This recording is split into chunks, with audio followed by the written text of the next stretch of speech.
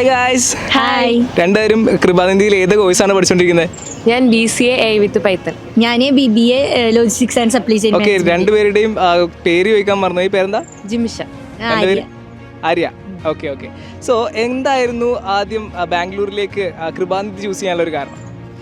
നമ്മളിങ്ങനെ അന്വേഷിക്കല്ലോ ഏത് കോളേജാണ് നല്ലത്, എവിടെയാണ്, പിന്നെ ബാംഗ്ലൂർ യൂണിവേഴ്സിറ്റി നല്ലതാണ്.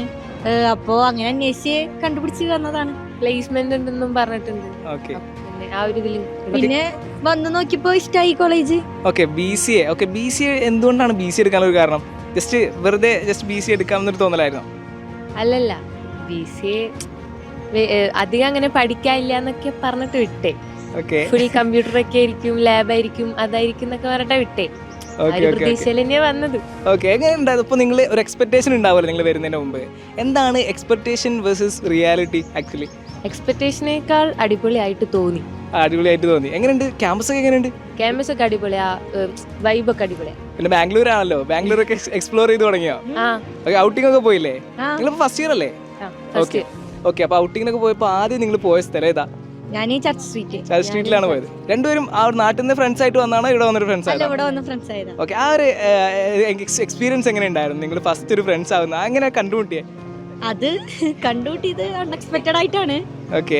എന്നിട്ട് PG മാറണം പറഞ്ഞ് ഞങ്ങളിപ്പോ ഒരു റൂം ഒരുത്തിയിലാണ് താമസിക്കുന്നത്. ഓക്കെ. സെപ്പറേറ്റ് റൂമാണോ ഹോസ്റ്റലാണോ? അല്ലല്ല, ഞങ്ങള് അപ്പാർട്ട്മെന്റ് എടുത്തിട്ട് ഒരു റൂമിലാണ് നിൽക്കുന്നത്. സോ ഔട്ടിങ്ങിനൊക്കെ പോകാറുണ്ട്, പുറത്തൊക്കെ പോകാറുണ്ട്.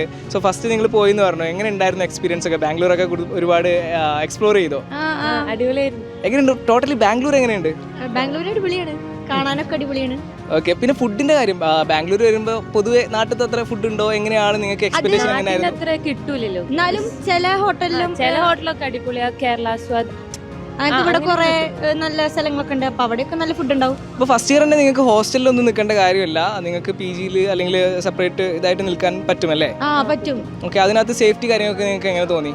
കുഴപ്പമൊന്നുമില്ല, നമ്മള് നല്ല പോലെ നിന്നാ അടിപൊളിയാണല്ലേ? ഓക്കെ. സോ ഓവറോൾ ഇത്ര ആണ് നിങ്ങൾക്ക് പറയാനുള്ളത്. അപ്പോൾ ഫ്യൂച്ചറിൽ എന്തെങ്കിലും പ്ലാൻ എന്താണ് BCA കഴിഞ്ഞിട്ട്? ഫ്യൂച്ചറിൽ പ്ലാൻ ഒന്നുമില്ല, സപ്ലി ഇല്ലാണ്ട് ജയിച്ചാ. Okay okay. അപ്പോൾ thank you. Bye bye. By.